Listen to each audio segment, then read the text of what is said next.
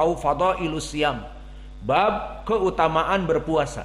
Maka di sini pertanyaan, kenapa sistem dari penulis masuk kepada pembahasan seperti puasa, kemudian salat tarawih, dan kitab-kitab yang lainnya, nanti salat witir, dan juga pembahasan nanti sembelihan, dan juga ahkam yang lainnya.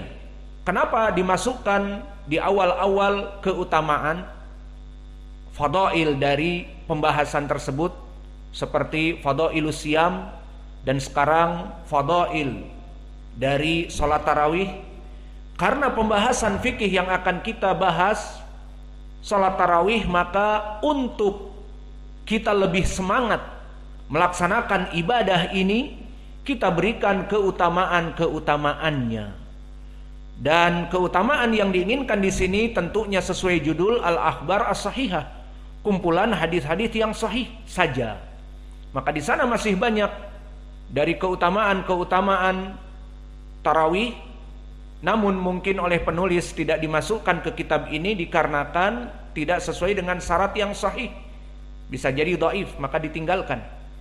Maka dari keutamaan yang pertama yang sahih, salatu tarawih sababun ligufrani ma taqaddama minadz-dzunub.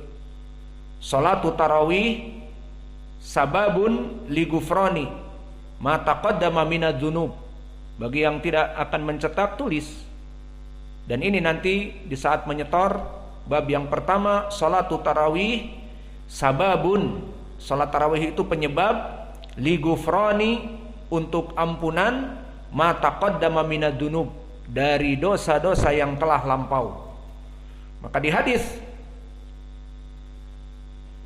yang keenam sesuai nomor urutan dan merupakan hadis pertama di bab yang kedua ini, beristidlal dengan hadis yang tadi telah dihafal oleh saudara-saudara kita. Hadis yang diriwayatkan oleh Imam Al-Bukhari dan Muslim muttafaqun alaih. Qala Abu Abdullah Muhammad bin Ismail Al-Bukhari, haddatsana Abdullah bin Yusuf, akhbarana Malik an Ibn Shihab an Humaid ibn Abdurrahman an Abi Hurairah. Qala Rasulullah sallallahu alaihi wa ala alihi wasallam, man qama ramadhana imanan wa ihtisaba ghufira lahu ma taqaddama min dambihi. Maka hadis dan sanad ini telah kita lewati.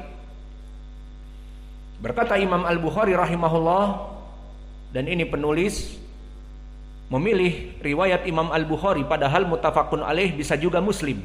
Namun di sini dari segi susunan, mana yang lebih baik, Al-Bukhari atau Muslim? Dari segi susunan kekuatan, maka Al-Bukhari gurunya Imam Muslim lebih kuat. Maka di sini penulis kenapa menukilkan riwayat Al-Bukhari dengan sanadnya, kenapa tidak Muslim? Karena dia lebih terdahulu. Dan begitupun di dalam hadis ini ada juga riwayat-riwayat yang lain dari kutubus sunan. Lalu kenapa tidak disebutkan? Kita dahulukan Imam Al-Bukhari, cukup. Sehingga kita tidak menyebutkan sanad Imam Muslim dan sanad-sanad dari kutub-kutub yang lain. Cukup sanadnya Imam Al-Bukhari. Dan lihat kekuatan sanad Imam Al-Bukhari, lebih dari yang lain. Maka disebutkan haddatsana Abdullah bin Yusuf At-Tinnisi, yang mana At-Tinnisi di sini Al-Misri, dia min asbatinas dari Imam Malik. Kemudian meriwayatkan dari Imam Malik, menandakan bahwa sanad ini sangat kuat yang diberikan oleh Imam Al-Bukhari. Al-Bukhari meriwayatkan dari gurunya Abdullah bin Yusuf At-Tinnisi. Abdullah bin Yusuf At-Tinnisi min asbatinas dari Imam Malik, perawi yang kuat periwayatannya dari Imam Malik, dari murid-murid terdahulu yang meriwayatkan kitab Muwatta. Maka di sini pun menjadi pendalilan bagi kita, seperti antum yang sekarang belajar dengan kami dan kami dulu yang belajar dengan syekh kami. Maka ada sebelum kami datang murid-murid yang sebelum kami yang usianya lebih tua dari kami. Maka kami datang usianya masih 20-an kurang atau lebih. Kita lulus SMA sweet 17, kemudian melanglang buana ke pondok pesantren dulu, lalu setelah itu ke Yaman. Maka umur 20 tahunan kurang sedikit mulai masuk. Dan di sana sudah ada masyayikh di bawah Syekh Mukbil yang usianya sudah 40-an, dan Syekh Mukbil mengajari kami 60-an. Maka para masyayikh kibar dan masyayikh muda pun banyak. Maka pada saat itu banyak dari mereka, siapa asbatun nas inda Syekh Mukbil? Maka asbatun nas inda Syekh Mukbil pada zaman itu fulan, fulan, fulan. Dan begitu pun di sini yang belajar dengan kami, siapa yang senior, siapa yang baru kemarin masuk, siapa yang baru kemarin baru setoran, beberapa waktu lalu masuk bergabung dengan kita. Maka ada murid senior, dan ada murid-murid yang senior ini yang paling banyak periwayatannya dan kuat periwayatannya dari kita. Maka itulah keadaan di berbagai tempat, dengan catatan pelajarannya talaki. Adapun seperti university, maka tahun pelajaran pertama 1444, nanti naik tahun kelas, maka ada adiknya lagi yang baru 1445, nanti ada adiknya lagi yang baru setelah 4 tahun LC keluar. Kalau tidak bisa melanjutkan kepada magister ya keluar. Maka hanya sekedar cukup 3 tahun, 4 tahun, dan itu juga dosen-dosennya hanya mengajarkan dalam sepekan 4 jam mata pelajaran, atau 3 jam, atau 5 jam, atau kurang atau lebih. Maka berbeda dengan sistem talaki seperti salaf, belajar dengan syekhnya full time, anytime, dan juga mengambil apa yang ada dari gurunya, seperti murid-murid Imam Ahmad, bahwa murid Imam Ahmad disebutkan ada 5.000-an, dan dari 5.000 itu hanya 500 yang menulis dari Imam Ahmad akhlak Imam Ahmad dan dia berakhlak. Maka hanya sedikit yang benar-benar mengambil ilmu dari Imam Ahmad bahkan dengan akhlaknya. Kebanyakan yang lainnya hanya mencatat hadis dan pergi, atau mencatat hadis dan sudah. Namun bagi mereka orang-orang yang kudama seperti di sini Abdullah ibnu Yusuf mengambil dari Imam Malik dan mengambil akhlak Imam Malik dan mengambil kitab Imam Malik dan menghafalnya, maka dia hubungannya lebih intim dan lebih kuat daripada periwayatan-periwayatan yang lain. Maka itulah tentang permasalahan asbatun nas. Maka di sini Abdullah ibnu Yusuf orang yang paling kuat periwayatan dari Imam Malik. Di sana masih banyak yang lainnya, di antaranya Abdullah ibnu Maslamah al-Qa'nabi. Dia pun min asbatin nas dari Imam Malik, dan banyak yang lainnya. Namun para ulama lebih memilih Abdullah ibnu Yusuf at-Tinisi, kemudian yang kedua Abdullah ibnu Maslamah al-Qa'nabi dan yang lainnya. Dan periwayatan Imam Malik kepada Ibnu Syihab termasuk periwayatan yang kuat. Maka di sini juga kelebihan sanad Imam Al-Bukhari dari yang lainnya. Adapun Humaid ibni Abdurrahman telah kita bahas, dia anaknya Abdurrahman ibnu Auf, seorang tabi'i, bahkan di tobaqah yang kedua tabi'i kabir, dan meriwayatkan dari Abi Hurairah. Maka wajah pendalilannya, kalau dari sanad telah selesai, maka wajah pendalilannya, mana wajah pendalilan keutamaan dari orang yang melaksanakan tarawih min asbab gufron, ampunan dari dosa-dosa yang terdahulu. Lafaz ini man qama Ramadan perlu diperhatikan.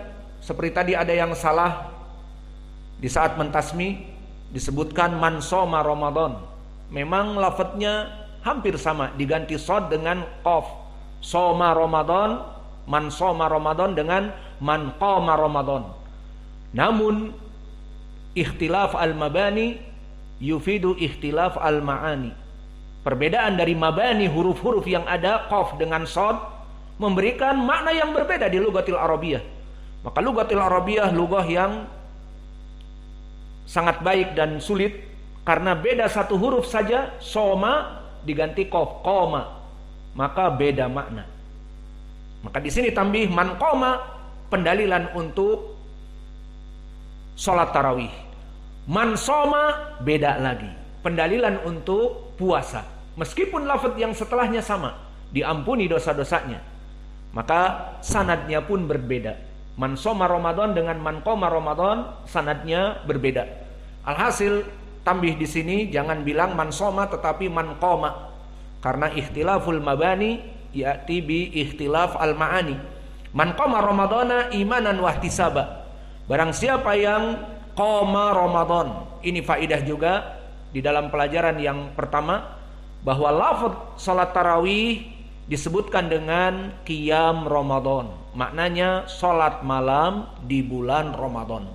Man qoma Ramadan maknanya barang siapa yang menghidupkan malam Ramadan dengan salat dalam keadaan imanan wahtisaba, maka i'rabnya imanan mansub dikarenakan hal, maknanya dalam keadaan halnya beriman kepada Allah, meyakini bahwa itu adalah sunnah nabinya dan ibadah kepada Allah. Wahtisaban, wawunya waw atifah, ihtisaban i'rabnya ma'tuf kepada imanan, maka maknanya dan mengharapkan pahala dari Allah, begitu i'rabnya. Maka bagaimana balasannya? Balasannya adalah ghufira lahu ma taqaddama min dambihi, dia akan diampuni dosa-dosanya yang telah lampau. Kalimat taqaddama min dambihi, dosanya yang telah lampau, berarti dosa yang telah dia perbuat iya. Lalu dosa yang belum diperbuat tidak ada di sini. Maka untuk kaum muslimin tidak ada pengampunan untuk dosa yang belum dia perbuat, kecuali Nabi. Banyak di hadis seperti Aisyah, taqaddama min dambihi wa ma ta'akhkhar, dan juga di dalam awal surat Al-Fatah. Maka di sini hanya dosa-dosa yang telah lampau. Lalu dosa yang akan datang kapan? Ada di beberapa hadis, seperti hadis siam, ghufira sanatain, sanah qabliyah wa sanah ba'diyah, dan yang lainnya. Alhasil di dalam hadis ini hanya ma taqaddama min dambihi, hanya diampuni dosa yang telah lampau, yang akan datang tidak. Namun demikian juga ini adalah keutamaan dari puasa. Lalu ada pertanyaan lagi, thayyib, yang diampuni dosa-dosa yang bagaimana? Karena dosa itu sepakat para ulama membagi menjadi dua, al-kabair minadz-dzunub was-shaghair. Maka akal al-kabair minadz-dzunub, definisi yang lebih baik apa?